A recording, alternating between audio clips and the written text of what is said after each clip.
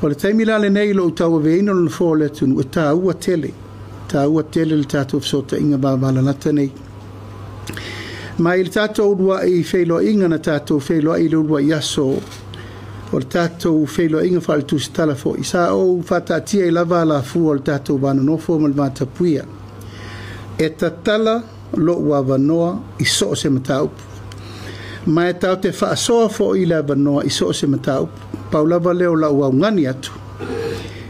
Ia tala whenga i matutusa le lei lo whaalolo atu ma lo tau whaalolo mai. Tō ia sa au wha mamafa tele le tatou maftanga. Ma e langona le nganga whaaftai o le tō tele o tau e le awhia matangi se whaamtalanga. O lo o tau sisi, o lo o tau sisi pia i tūlanga ia sa au whaatua tua ai le ala fu o le tatou vana nofo. I will have a time for anyone and everyone. O la upuna na watu. O a mata upu tātou te whaasoa e whain whamanino. Ai si mta upu te mana e whamanino whamamalama na whai atua i leo lau whai unga la whai. Ai rei a mata ina le tātou por kalamine nei.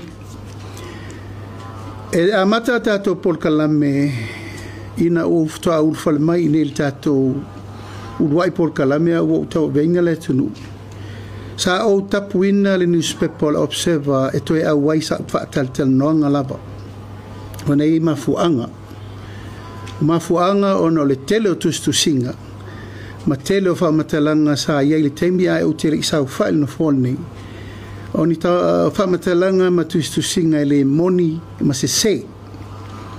Ma o i sa au tapu ina ai le toe tu ina mai o se lato sui tato whaataltel noanga whapenei. Ono te mana tu ele mawhai ono o tau e veina pēr le mea lea o le sootanga o le whaaloalo atu peita e le o fua se tapu.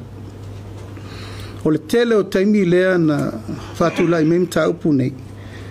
E ese whaamatalanga na watu, ese whaamatalanga e tusi. O nisi taimi e le i whai an interview a u wha upu lava u whai. Ma le tele o le whaamatalanga e tupu ai le wheitanai ma le whewesia i o le tunu. Ini whaamatalanga le sao ma le moni. Peitai o la urua i por kalame i te tonu le no froa leo te sau whai e tuai. Na mai ele tal sanga le fionga le whaolulunga i ana whili. Ma nisi whaolulunga le tanga alwenga. Au te mali e ia tawhal fina ngalo. Ono leo u sau whai no froa le palimene. Ai abela eva noa. I tūlanga whaaloalo. Sa au te talia il observer i le aso leo le tatou rua i whatal te noanga. Le sa au tau si sila o tāpal tūlanga lea. Peitai o le iwa le neo vai aso talu na tūla il whainga malo. Valu vai aso talu na uifafo. Na o mai tau wai na mai ai le tūlanga e selo u whano no tele. Ia te au nero taitai le malo. Ona wale tasi, wale lua, wale tol, wale wha o tele. O tele ni tustu singa wali ia i mai lava le tūlanga le nei. Ua mata na o wha le tua o ia. Tustu singa o ia i le suel observer. Paftai lo fio mai o la le a fia matangi se whamtalanga o nei te le awai mai oe i se whatalten longa tasi mai oe o lo whai masui le asole nei. Peitai, ua tele mata upu o ngonga, ua tūla i mai e atangia i lava e pei ua whatalonga i vai le tatou vana no fo malvanta puia. Ua utou le manatu fo i lava in tūlanga e te tau wai ona whasa o saatu stusinga. I le meta oto i le angatonu le tala moni ma le tala se ma le tala milo. Ma ua o ta pena le tusi alo ia e mese fo i le whamtalanga e tu inatu mo le sirifia le atunu u lau wha iunga o lea ua o tau nu iai. Hei me te tele na o mai tau mai fafo ma o vai mai iai te tasi o mta upu o se whamtalanga se a fia i whaururunga o a o mtanga lea. A pe u whaini fontanga i le tūlanga e a fiai lo a wai fafo a mea uma whapena peita. Tūlai mai le fionga i ana whirin whaasao. E le ai se fontanga whape tasin whai. Ma nisi o le mau tala whaalumaluma. O ata ma mea uma e sila sira ai le lalo langi atoa. O le whea ngai au nei o le taitai le tunu uma maftianga o le tino ma mea. Ia au autou wanga i lava e whaid whaalumaluma ia ma le tūlanga le sirisira ma walalo le taitai o le tunu. Malu vai aso no New Zealand o te le va ai se tu stala e tasi New Zealand po le lalolangi. Nā tau te whaia ni upu whaaluma luma va bei se taitai o se malo. A tala noa la tau e tala noa lava i lunga o whaamatalanga ma tala noa fo i isu e tala noa imta upu. Au se tūlanga whaapeo se whesilingia o se mea se tamali i anga po se whaalolongia i tūlanga tau aloa. Ia o le tūlanga pito i sili le nāno u whaanoa noa te lei. Au te tā ofi sa moa malau mai o tātou o le tunu ua tumu le ava ma le whaaloalo ma le vāta puia. Tau si e le vāna nofo. Tau si fo le vāta puia. Tau si le vā whaaloalo ma tau si le vā e mau al whaalofaninga o le tunu. Peita, o manatu ma o vai ua le fua se tap. Sa au ta talaina le vano mua. A le o mai tau atu. O le ai lava no sa wala malo manatu e atonu se i.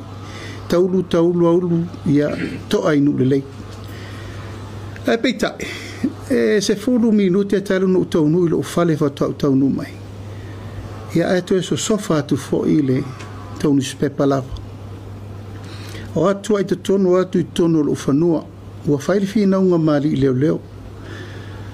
Wa unei o le taitai o le malo, wa awina atu sunga iri malu le malo, pui alo usaunga le mui teimi uma. Ia, sa tu ina tu ia iri mamalu le malo, e whatara no le tūlanga lo, ia awane te ena sesi.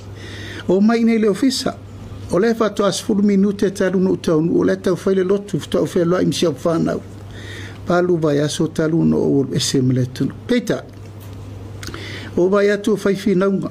Whinau ma leo le tūlanga I mana na o lava e o atu so sofa ulo mota o lo ufale e leo se public area, it's a private home o inei e whai umai mata upu tau le malo ma mata upu tala whea ngai tūlanga whapep a o vai atu ua mata na whaaliu mata pu e ata o ina lana mafua loa na langa atu ia lo wainga e tau whai pui me len whawheo sofi tabale ma vese ia vai atu fol tu singa na fiu to fa pe mai e to tele yo atu tonu lo fanua tulanga ia mamanatu ia wo manatu ai ile tulanga lo ia e le te tau na to tupu fua pe to tu tala lo e to tu lai pe le paia mal mamalu o le tatu au tu stala wo manatu ai fai mata upune lumo luma me nei tatu tala no ia wa nga fo mo to lu mana o te ava tele I le fionga ia sano malifa martau whainga I nei fio tausanga. O le tasi fo le lua lau tau talanga le tau pul nei. Ono se tamari I sa te lelo na sao tau e me tau tustu singo le tunu. Peita, ua vai, ua ese I la tau o tau o vel newspaper, o la tau le loa le te leo le sao tau o le tūlanga o le whaafoifoina o tala o le tusi tala ua sa moa ma upwhai. O manatuai a mata tu I le so. O te le to e talia, le observer, tonu wa ufatal tenonga umalava. Ma wau ta pena fo le pepa e aver ka peneta, o le amatanga lea. O le abe seino so tanga nei sa tato masani mai e langa e tau te le o loa le va. O le taum fai atu o ngā luenga le malo, o ngā luenga uma lea ngā I mai ai upu fai ma upu falenga. Wa le ngata I le fai ngā malo, a le uso solo I whaurulungo mtanga luenga le malo.